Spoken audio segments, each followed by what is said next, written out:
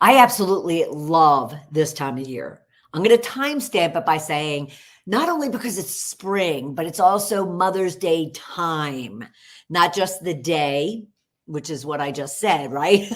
But also the week, the month, the year, the lifetime that we celebrate, and we should celebrate moms. Now, I'm not a mom, but I absolutely adore celebrating the moms in my life, whether that's family, friends, or colleagues.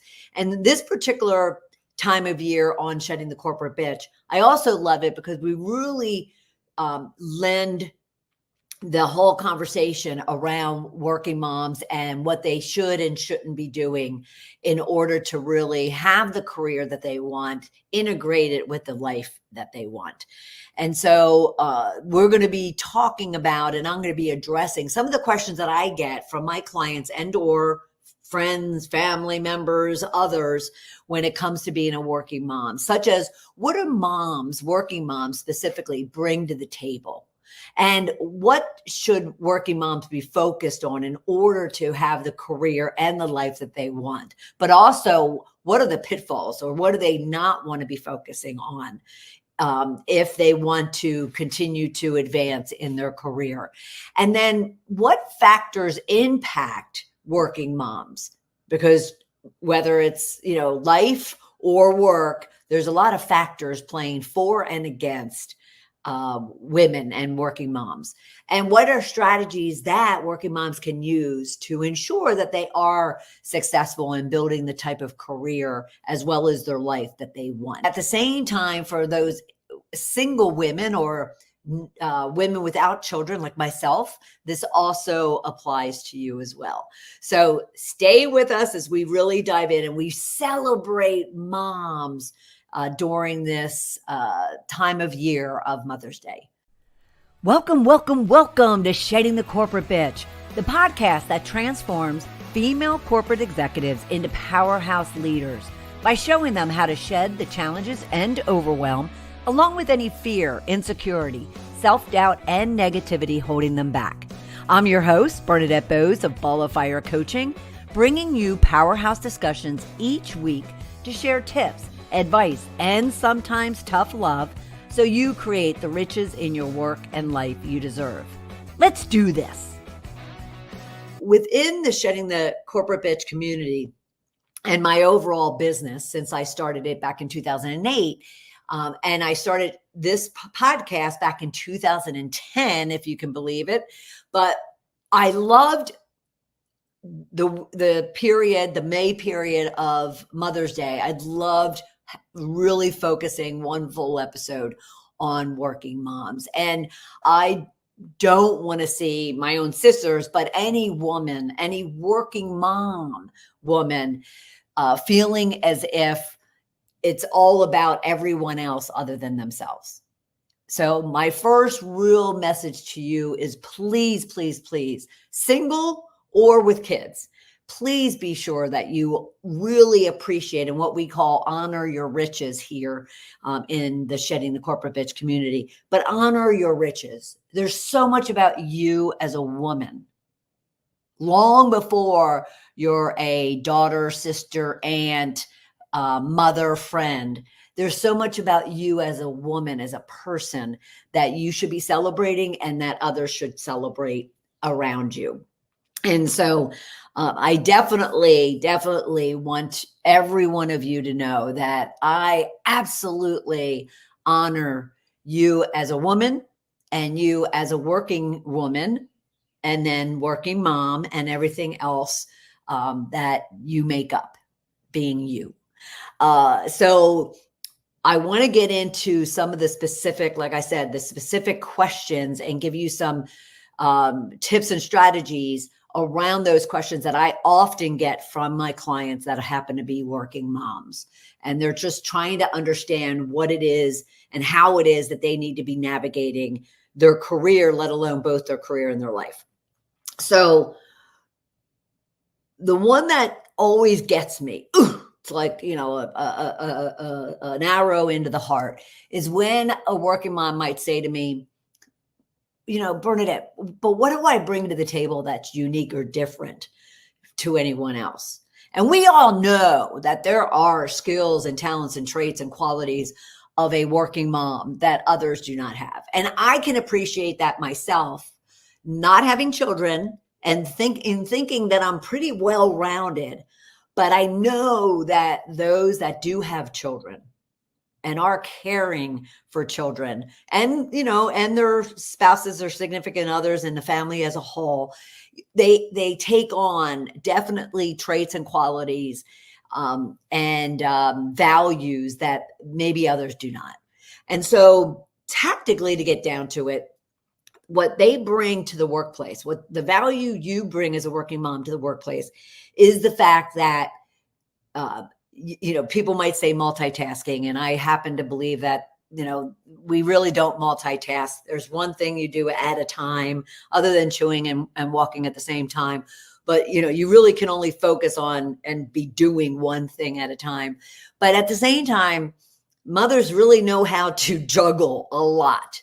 So they are great multitaskers. And in the workplace, that is a huge, huge benefit, because not only can they be working on a lot of different things, I won't say at the same time, but working on a lot of different things, they know how to balance them, prioritize them, organize them, plan them in such a way that they can get it all done, even though they might, be stopping across multiple tasks. They're just really good processors. Let's look at it that way. You're really good computers in processing just all the things that need to get done. And as a result of that, you're also very good at managing, maybe not your personal time, and we'll get to that, later, but you're good at managing those tasks, those due dates, those, deliverables, even the budget that goes along with it. So from a project management perspective, but looking at it from a time management perspective, you guys are pros when it comes to that. Because I'll often get absolutely exasperated when I used to, as my sisters and them having kids, I used to look at the calendars that they used to have hanging from the refrigerator or on the wall. And I just would get absolutely exasperated at how busy they were, and how just like so many things going on at the same time. But that's a benefit. That's a huge value to a team and to a company as well. At the same time, moms, they definitely have to be adaptable. They definitely have to be resilient. They have to be great change management agents, because things are constantly changing. It's like they get up, they get up to get even prepared for work, and they never know what's going to happen, by the time, the kids wake up, the significant other wakes up, they get food on the table, they get out the door. And even when they get out the door, they might be turning around and going back because something has happened or whatever the case might be. Moms just know how to adapt, and they're extremely resilient. It's also why they're so exhausted because they are trying to be everything to everyone all of the time. And that's a discussion for later in the episode. But, it's one reason why in the workplace, they then can apply that to just the unpredictability and the volatility, especially in today's environment. In the workplace, they can kind of respond to that. Working moms are what I'll say is, they may not be aware of their emotional intelligence, but when you break it down, you look at how empathetic they are, how supportive they are, how, motivating they are. It all comes down to them being emotionally intelligent, them really kind of knowing what the other person needs, and always looking for what other people need, even as opposed to what they need. So from a emotional intelligence, empathy perspective, that's very critical in the workplace, because as I always say, we're slowly learning in the workplace that your employees are people, not robots. And people come with a lot of junk, a lot of baggage, a lot of needs, a lot of wants. And the best leaders out there know how to tap into that. and know how to recognize it and know how to leverage it and know how to support it and motivate it and correct it and just shift it where needed. And working moms kind of exemplify that. And so a lot of us could be looking to working moms to really understand what that is and how we can adapt to be more empathetic, more supportive, more motivating, and more of a mentor and a coach to our employees and our team members. Other areas would be from a decision-making, problem-solving perspective. The number of decisions, I don't even know the exact number. I'm sure someone's done a study of them, but the number of decisions that a mom has to make in a given day and the number of problems they have to solve.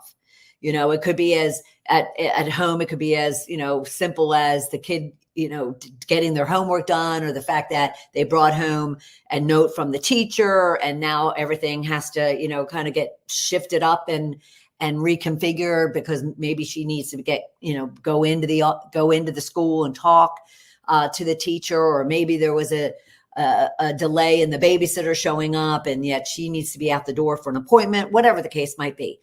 Translate that into the workplace of how creative working moms are when it comes to, kind of identifying a problem, identifying a solution to that problem, being very creative, thinking outside the box, and then making decisions very quickly in solving them, because recognizing that if they do that, if they can resolve those issues quickly and make a decision on them, then they could be moving on to the next thing that they have on their list.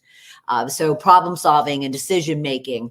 And of course, a lot of this that we're talking about leads to the fact that they're just great leaders. Women are great leaders. Add working moms to that. Because what are they doing all day long? They are influencing. They are communicating. They are nurturing, developing, coaching, disciplinary or accountability, other people in their personal life. And they bring all of that into the workplace, and that's value that they bring to the company, let alone their organizational skills, which we talked about, with their multitasking and their time management and decision-making. They just have great organizational skills. I'll watch some of my friends and my sisters just kind of, keep everything in order. My mother had 12 children in a 2-bedroom house when I was little, and everything was organized. Everything had to be organized. That was kind of her requirement as a mom is, she still wanted a nice house, a clean house, a decluttered house. And therefore, that was kind of instilled in all of us. So my sisters also, even one of them has 5 kids. The kids from an earliest age, I remember them, just learning how to walk, and they would take their own diaper and throw it away. They would pick up their toys and put them away.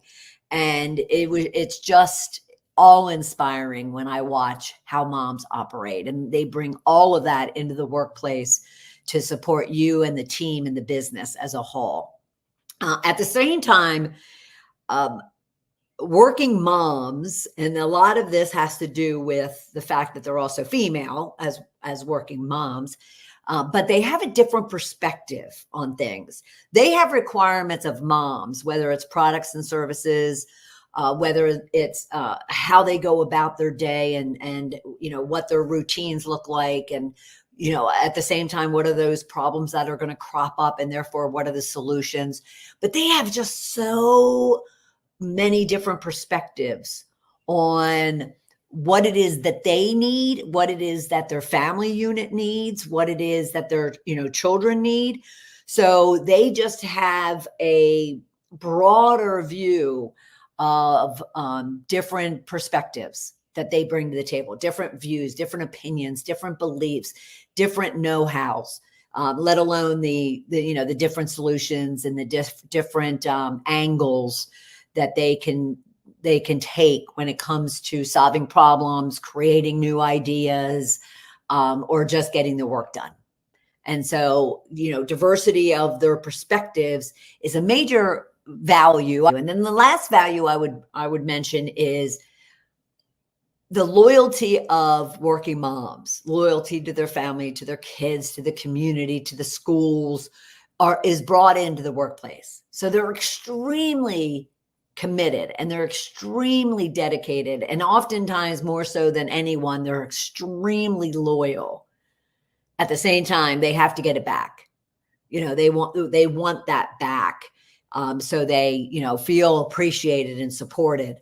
And that's a couple of things that we'll get into as well in regards to the challenges or the pitfalls that working moms might run into. But in summary of this particular question, working moms bring significant value, productivity, innovation, and ultimate success, and teaming, and collaboration, and engagement, and connection to a team and to an organization that definitely should not be overlooked.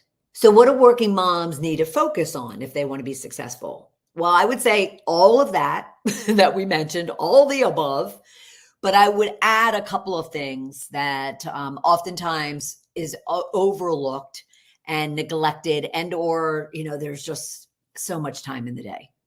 But as a working mom, you do need to focus on a few additional things to be successful. All right. You do have all of these natural and or learned traits, qualities, and skills because of being a mom and now a working mom. But then there's other things that you also want to ensure that you're bringing to the table and focusing on. And that would be first, it is critical that you're taking care of yourself. On the airplane, they say, put the mask on yourself first before helping other people. It's true in life. You need to take care of yourself to be the best person for all of those around you. And first, do that for all of the people in your life, your kids, your significant others, your family, your friends. But at the same time, that's just as critical for then that being important and a value and a priority for you in the workplace. And when you take care of yourself and therefore come into the workplace energized and healthy and alert and strong, it just emulates and it just energizes the team and the business as a whole. So you have to take care of yourself. And part of taking care of yourself is making sure you have a support system, not only externally in your personal life, but internally within the workplace. Make sure you have the people you trust, the people you can depend on, the people you lean on, the people you ask advice for, the people that can give you, the straight, assessment, the straight feedback, the hard feedback. Make sure you're constantly focused on building that support system outside of work and inside of work, and especially inside of work when it comes to career advancement, which we'll talk about. The other one would be just ensuring that you continue to be flexible and make sure that other people understand what your give and take is, what your flexibility is. That will just help you in the long run as well, especially as a working mom, regarding, your constraints, as well as, how nimble you are in being able to take on new projects or take on travel or take on some stretch goals and responsibilities, even with those external obligations that you have as a working mom. So just ensure that you're continuing to be flexible. And the minute you feel that you're getting constrained because of all the other obligations and responsibilities you have, then that's where you use that support system to say, okay, so how can I get this done? And how can I make sure everything kind of continues to work while I take on this opportunity that I have in front of me? Or even if it's a negative situation that's going on, how do I handle that while also, making sure that it is supports and doesn't hurt my outside of work environment or lifestyle, which comes to the fact that working moms, absolutely, and this actually goes to all women, but working moms need to be able to set boundaries. If you don't know and are incapable of saying no, and you don't know what your boundaries are, you don't know what your limitations are, and that might sound contrite, but at the same time, majority of the women that I talk to, especially working moms, will say that, oh, I don't want to limit myself. I don't want to, I don't want to turn off my phone or turn off my email. What if, the big boss calls, what if? And I'm like sitting there going, so you're just going to stay up 24/7, anticipating something that may never happen. And there's nothing wrong with saying no. There's nothing wrong with missing that phone call. There's nothing wrong with getting an email back out to somebody the next day. There's just nothing wrong to those things. And we could talk about setting boundaries for a whole episode. And if there's any interest in that, let me know. Just leave comments as you see this episode go out, because setting boundaries, not only for working moms, but for 99% of the clients that I work for, is a critical issue that they are challenged with. So you need to be able to set boundaries. The other area too that you would need to want to focus on is your own professional development. Now that can be that you talk to your team, you talk to your business about providing you professional development. But it's more about, do you know what professional development areas you need to work on? Do you know what skills, experience, and expertise you need to gain? Have you done a 360 assessment or done any type of self-assessment to understand your strengths, but also your gaps? And therefore, based on where you want to go in your professional plan that you have for yourself, do you really understand kind of what learning, what coaching, what development you need to be focused on? And so ensure every single individual out there, working mom or not, you need to be ensuring that you are regularly, daily focused on developing yourself personally and professionally. Okay. Because someone's not going to come and tap you on the shoulder and go, oh, I want to give you this great opportunity to get into this leadership program or get this executive coach to support you or provide you a mentor or an advocate. You need to seek those out for yourself and hope that someone actually just simply supports it. And or you have to build a business case to kind of validate why it's of value to you and the company. Another area that working moms absolutely need to focus on is what people will call guilt management. There's a lot of guilt of leaving the kids at home, or leaving the kids, with a nanny, or leaving the kids with even the significant other. And you kind of pursuing your dreams and your goals. There's a lot of guilt around just simply putting your needs first and putting your goals out there and wanting to climb that ladder and be as successful as you can be and that you're capable of being. And so you have to get control over that. You have to, recognize that, like we were talking about with self-care, it's important to take care of yourself, your goals, your dreams, your passions. This is your one lifetime, as much as it is everyone around you. And therefore, then you just need to come up with the strategies and the tactics to ensure that you're taking care of everybody else as well. And we'll talk about that in just a second. And then I call it honor your riches here, but I mentioned it earlier. You have got to be able to really appreciate yourself, really acknowledge your own achievements, acknowledge what you've accomplished, acknowledge your awards or your overall achievements. I've repeated myself. But you need to be able to do that. And depending upon how you do it, it's not arrogant, it's not conceited. It's simply ensuring that other people know what you are contributing, what value you're bringing. And if you are, having any career aspirations, you absolutely need to do it, because no one's going to toot your horn for you. You got to toot it yourself. Now, you might have advocates and sponsors who are talking, about you for future opportunities. And they're not telling you that, but they are. But at the same time, you really need to ensure that you're also putting yourself out there and making sure others know what it is that you're doing and what it is you're accomplishing. There is absolutely nothing wrong with it. What's wrong with it is how you might go about doing it. And again, that's a subject for another day.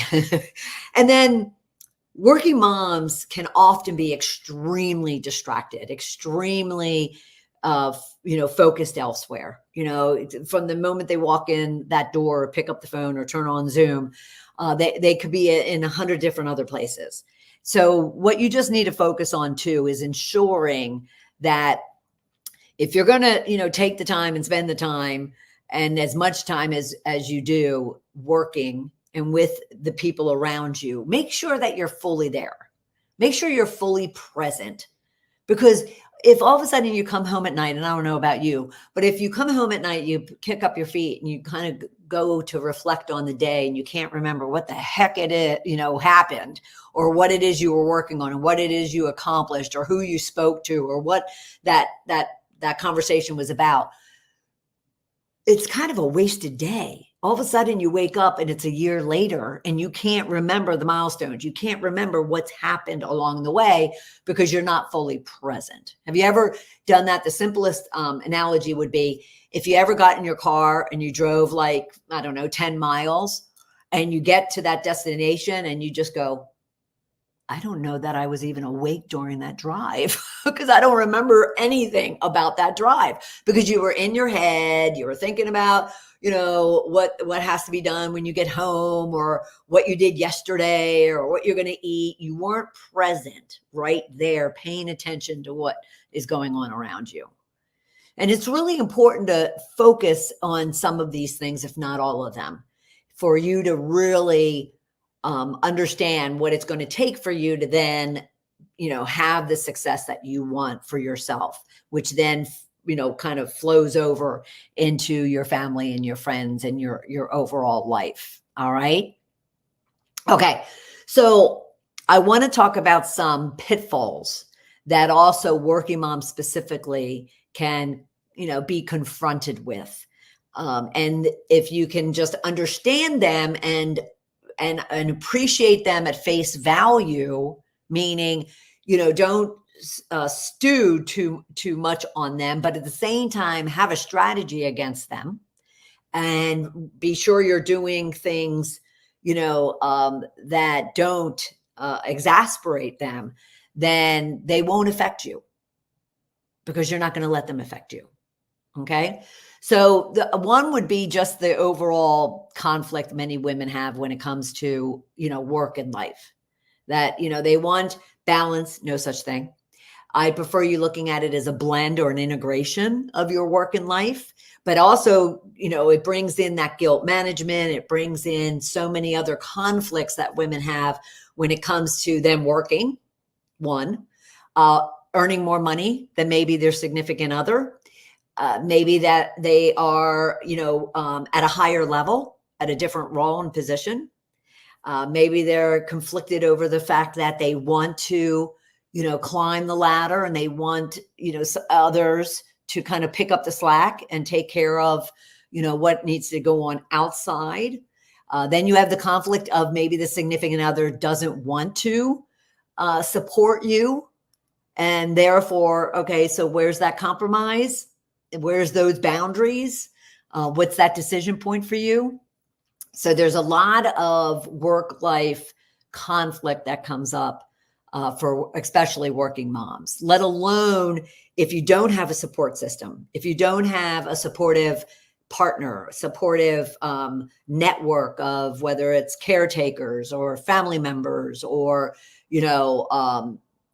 community members, your tribe, if you don't really have a lot of support, and not only support from a getting everything done, but more so someone who's motivating and supporting and cheerleading and really kind of on the sidelines, kind of cheering you on to be successful, or whether or not you have the support of a healthy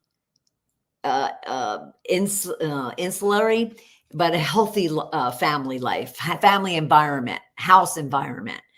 If you go home and there's a lot of turmoil and volatility in the home, that there's a whole lack of support there for what it is that you're working your little tail off to accomplish. All right. And then, of course, there's the gender bias and discrimination that women feel. Working moms, the minute that they're pregnant, they're worried about telling, the workplace. The minute they have the child and they have to go on maternity leave, there's a lot of conflict when it comes to, and discrimination when it comes to them taking the time off, let alone if then the husband or the significant other also takes time in order to, be there for their child in the first, several months. There's a lot of biases and discrimination. The bias of a working mom not being able to take on more responsibility, not being able to travel, not being able to climb the corporate ladder, let alone the insecurities and fear and imposter syndrome that comes up for women when it comes to, whether or not they're being paid for their worth or their value, or they're being discriminated against because they are a working mom. There's so much that piles onto women. And all I can say to that is you need to kind of understand and own who you are and where you are and what you want in your life, both work and family, and really own it. Really own it, and then find the strategies, find the support system, find the boundaries, find the network that will allow you to combat all of those factors. And you will have a much better opportunity to accomplish and to gain and achieve all of your goals. But it will take persistence. It will take determination. It will take a degree of confidence, a big degree of confidence, but more so courage to kind of combat a lot of the negative factors that women deal with. I'll never forget kind of coming up in my 20s and 30s. So this is the 80s and 90s. And, I was the only woman in the room from the time I was like 21 until maybe, into my late 40s. And, people would always have this conversation out here around, the discrimination against women and the gender bias and the gender inequality. And I just never got caught up in it. Maybe because I had 6 brothers and 5 sisters. I just never got caught up in it. Now, am I naive to the discrimination, to the bias, to the inequality, the inequity? Absolutely. But am I going to sit and kind of wallow in it and not find how to work around it or work with it? No, and neither do you. You can find ways to work around it or work with it that will allow you to continue, pursuing and achieving your goals. All right. Now, what you don't want to do, as a working mom, you don't want to neglect that self-care that we talked about. The minute you let yourself go, everything else is going to go. And you're just going to be constantly like a gerbil on a wheel, just constantly trying to catch up and make sure that you can, kind of balance everything that is coming at you and get it all done in the way that you need to get done. So you do not want to neglect yourself in any way, shape, or form. You want to treat yourself. You want to honor yourself. You want to appreciate yourself. You want to care for yourself. And then another thing that I do often see that you just absolutely cannot be doing is underestimating your worth and your value and your contribution and what it is that you should be paid, what it is, what opportunities you should be given, what seat you should be having at the table. You, again, no one's going to tap you on the shoulder. You need to own it. And you need to fight for it. And you need to make sure other people understand what it is that you want and what it is that you're going after and what it is that you've earned. And you can't back away because, oh, you don't want to ruffle any feathers, or, oh, that's, they're going to think I'm a bitch, or they're going to think that I'm, too aggressive. You know what? Your counterparts are, are getting what they want. And so look at how they're getting what they want. And I'm not saying emulate that, but just recognize that they're not hesitating to kind of ask for what it is that they want, recognize their value, even overinflate their value to kind of create, what it is that they want from their work and their life. Another thing too, that a lot of us don't really talk about a lot is you don't want to be kind of isolating yourself. You don't want to be separating yourself. I'm a working mom. All these people are, single or younger, or, they're empty nesters now. No one's going to understand my situation. No one's going to, appreciate what I'm going through. This is the time where you build that posse, you build that tribe, you build that support system.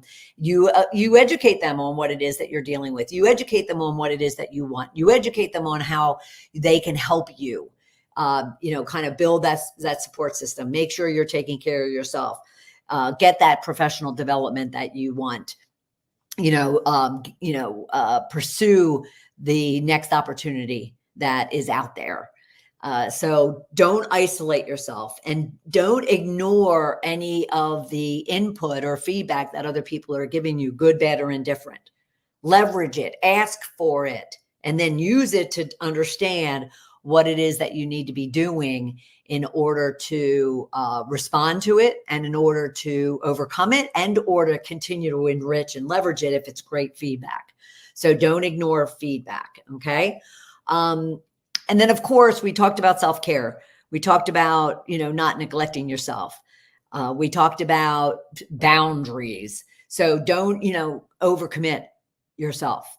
Be sure you know when to say no, and stand firm in saying no. All right. Don't say yes just to please somebody. Challenge it. I often talk to clients about the fact that just because your boss throws you something and says it needs to be done by the end of the week doesn't mean you just automatically assume that, oh, okay, it was my boss. He gave it to me and it needs to be done, or she needs to be done by the end of the week. No. Ask them. So, does this really need to be done by the end of the week? Is there a priority that this has to be done by the end of the week, because I have these other things that I need to be working on. And so don't just don't assume that everybody's priorities is a real priority, or everybody's deadline is the real deadline. Make sure you're challenging it so you're not overcommitting, overwhelming, and overloading yourself, because that won't be healthy, and that will definitely cause you to neglect your self-care and a number of other things. All right. You want to constantly be focused on your work-life blend, as I call it, or integration. You don't want to neglect it in any way, shape, or form. Okay. So those are some of the, not to focus on, neglecting your self-care, underestimating your value and your worth, ignoring feedback or isolating yourself, as well as neglecting any type of work-life integration, overcommitting yourself, so forth and so on. All right. So what are some strategies? What are some strategies that you could be using as a working mom to continue to advance your career? The first one, and this is typically the conversation that I have during this Mother's Day celebration, is you need to have goals. You need to set those goals that I mentioned, at the beginning of this episode. Set your personal and professional goals, not just the ones that your boss is handing down to you. What is it you want to achieve in your work, in your life? And have them for both. Have them for, your work beyond the business metrics. What is it you're working your ass for? What role is it that you're wanting to do? What skills, what expertise are you looking to gain? What companies are you looking to work for? What is it that you're working so hard for? And then your personal. What do you want to achieve outside? What is the legacy you want to be leaving, at the end of your life? So what are your personal and professional goals? And you can throw all the business metrics into those professional goals, but that's just a part of the professional goals you want to have for yourself. All right. Another thing would be, remember, support system. Find those mentors, find those advocates, those sponsors, those individuals within your organization, even outside your organization, maybe in your field or industry, in your community from a business perspective, that you can seek advice for, guidance for, mentoring from, especially if they're in the position that you're ultimately wanting to achieve. Seek out individuals that can guide you through your career and guide you through the hurdles and the obstacles, the discrimination, the biases, but also the value and the worth of being a working mom. Build that posse, build that tribe, that network, that support system that will not only help you on a day in, day out basis, but also help you plan and have that vision for your career, short and long term.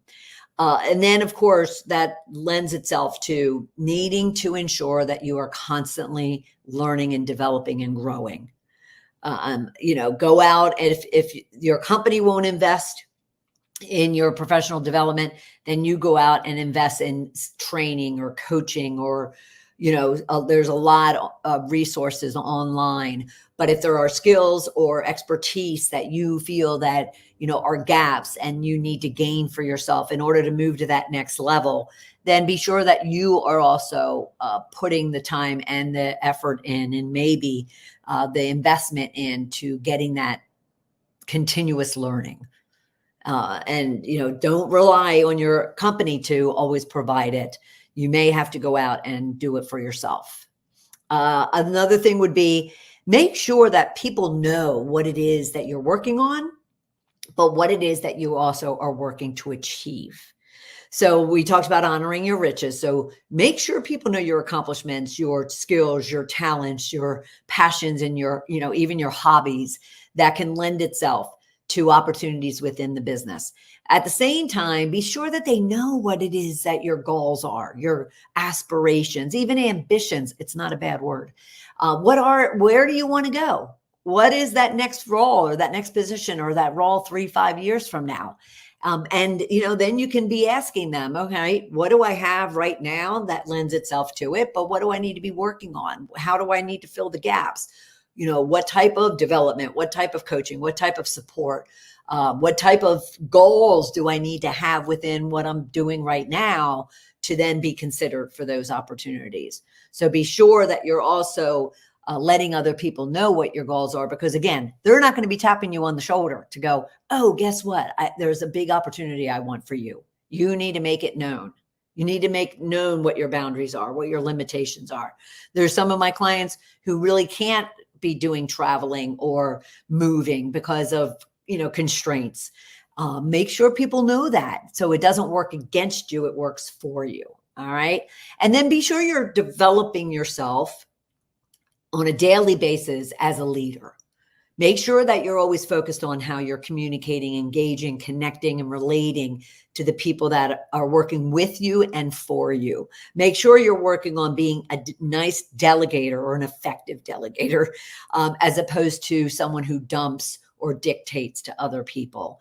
Make sure that you're paying attention to not only your own prioritization of the tasks that need to get done, but make sure the workload, of your team members is understood by you and then supported in that, as people start throwing things around and your people are getting work tasks from multiple people, not just from you.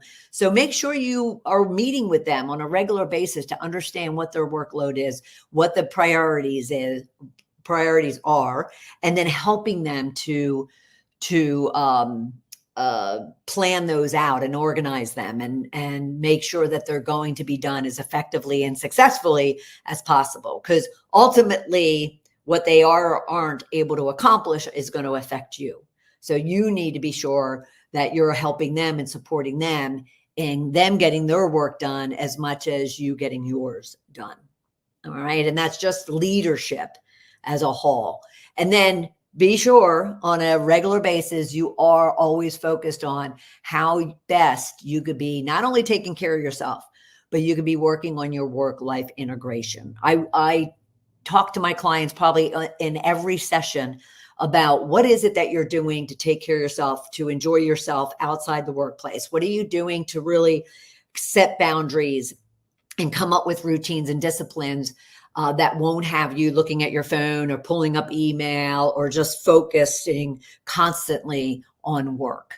Because the next thing you know, a week, a month, a year, 5 years go by, and all you've been focused on is work, and life is just slipping by. So make sure you're always, always focusing on your work-life integration. All right. So that kind of addressed a lot of different things, looking at what should you be working on as a working mom, what value you bring, how do you honor yourself and all the riches that you possess right now, how you need to be focused on certain things to be successful and have that work-life integration, but also have that career path and that career goals and that career aspirations that you're wanting for yourself as well. What not to do that will impede you from achieving what it is that you want. And also some strategies for how to be overall successful in pursuing and achieving your goals. I know for myself and for many, many, many other people, we are all inspired by the working moms out there and are just appreciative. We just appreciate what it is you do bring to the table. And even if others and everyone doesn't, there are individuals that do appreciate what it is that working moms deal with on a day in, day out basis and the value that they bring into the workplace.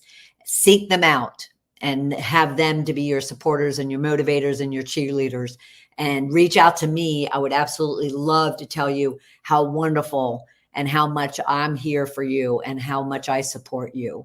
And you can always reach out to me on LinkedIn. You could just follow me on LinkedIn, leave a comment, send me a DM, or you can schedule some time with me and let me give you some of the tips and the guidance that we talked about today.